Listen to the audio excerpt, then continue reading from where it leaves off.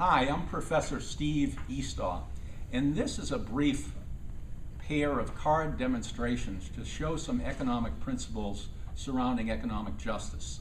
Now, I must tell you, I went to visit the people on OWS, Occupying Wall Street, in the 99% movement on Saturday.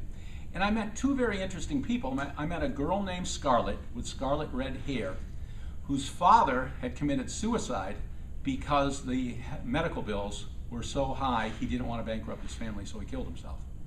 I met a second student named Max, who had been out for 2.5 years, been out after finishing a Master of Science program, and was totally not given a single job offer, and has massive amounts of loans, and is, how shall we put it, he's given up some hope. I'll leave it at that. I want to demonstrate with a simple deck of cards, I want to demonstrate to you two basic financial principles with 3 volunteers from the audience. Let me first, can you come on up? Hi. Tell everybody your name and where you went to college. My name is Adam, and I went to college at the University of Wisconsin-Madison.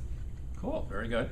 And let me pick a second. By the way, your role in all this is going to be, you're going to represent on the right of the screen, you're going to represent 6 million small businessmen. So you are 6 million small businessmen who are not rich. You're not on the richest 1% of American economy. And the next volunteer is going to come up. Come on up. And tell everybody your name and where you went to college. I'm Alex, and I went to the University of Maryland School of Nursing. Good. And next, and you, by the way, you represent 300 million Americans. You represent 97% of people in this country who don't have a business. If I put the two of you together, 300 million plus 6 million, you guys are actually 99% of the American public. And so we're going to talk a little bit about the incentives you face. And I'm going to give each of you a nickel, because in the course of this demonstration, I'm going to give you 400,000 to 1 odds, paying you off $20,000 each if I make a single mistake on a single card of the 12 cards that are drawn. Okay, so if I make one mistake, if I do the first 11 cards right, but I make the mistake on the last one, you get $20,000.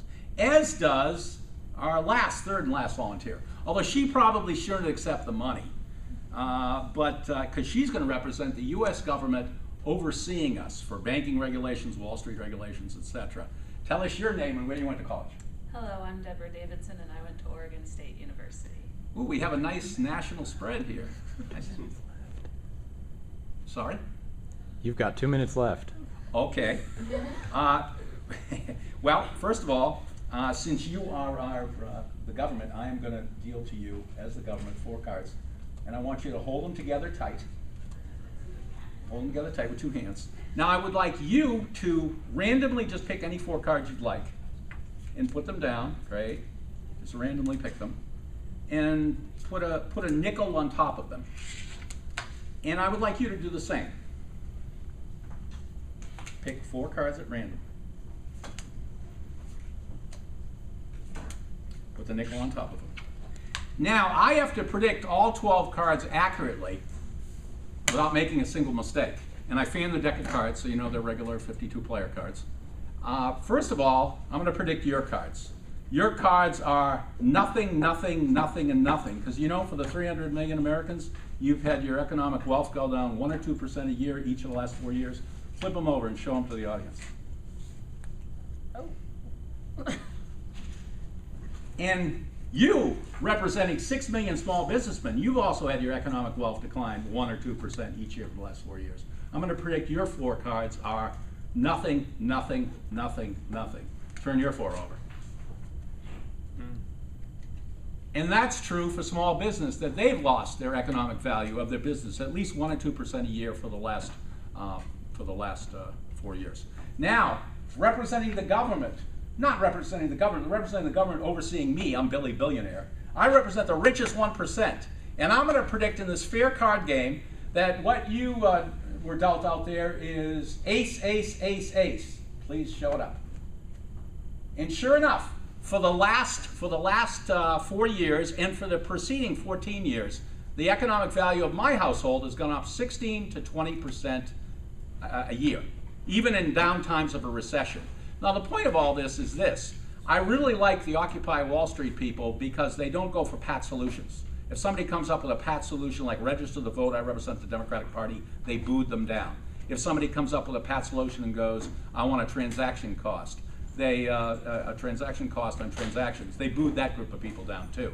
I think the preferable solution for this, and I'm going to get to solutions in a second, I think the preferable solution for this is that we have a merger of these various interests, and that Occupying Wall Street should really merge with the Tea Party, because you all have the same issues. You mistrust elites, you think the corporate tax breaks cost us jobs, you have loopholes that gut research and development and loopholes that gut public health. Wall Street is anti-American, channels capital to the least effective uses like exotic new securities, like what? Derivatives. And last but not least, all of you, 99% of Americans, Tea Party or not, want to get the bailout funds back. It was just an unfair deal, a raw deal. I'm now going to, in the second video, if this thing doesn't run out of power, going to show you a second trick. How much power we got left? Well, you're good right now. I'm good right now? Okay. Yeah. All right. Let's do a second trick. This one is a little bit more exotic, but that's okay. I want you to, this one is going to be heads up. I'm going to actually show everybody the cards. Thanks. Thank you. On this one here, I'm going to change the deck and show everybody the cards. I'm going to give you 26 cards. I'm going to give you 26 cards. Just spread them out, and I want you to pick the best poker hand possible. Pick the best poker hand possible. You both knowing how to play poker. And in tough economic times, it's nice to see that I got my nickel back, and it's nice to see that I didn't lose $20,000. By the way, in this little demonstration, I am going to put up $1 million. That is, you each win $1 million if I do this wrong and it doesn't work out well for me. That is if I lose. And I'm going to take your discards. Okay, these are like crappy discards. Okay, I'm going to just take crappy discards. All right. Okay.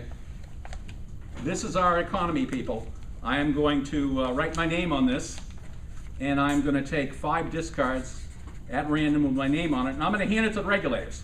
Because with the new banking regulations, the new Wall Street regulations, we all know the government's fair and honest.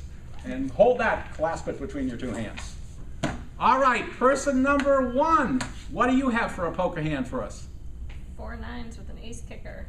Ooh, very good. What do you have, person number 2? 4 8s with an ace. Oh, you almost beat her. Rip open the envelope. Rip it open, that's good. All right. Now, it's fair in the world of regulation. It's certainly fair, so I'm certain that that I probably lost my $1 million. But what I have is a 10, a jack, a queen, a king, and an ace of hearts, a royal straight flush. Now, that's the way our economy works. The people on top, the top 1%, are very good at always winning the card game. That's why the 99% see their wealth go down 1 or 2% a year, and I see my wealth go up 16 to 20% a year. It really is time, and I met one of the grandmothers of the protesters here, it really is time for the Tea Party to get together with OWS and do some, how should I put it, collaboration together to make this a more just society, a more fair and equitable society. I thank you. This is Steve Eastaugh. I've been teaching since 1973, and I'm here in Washington, D.C. I thank you.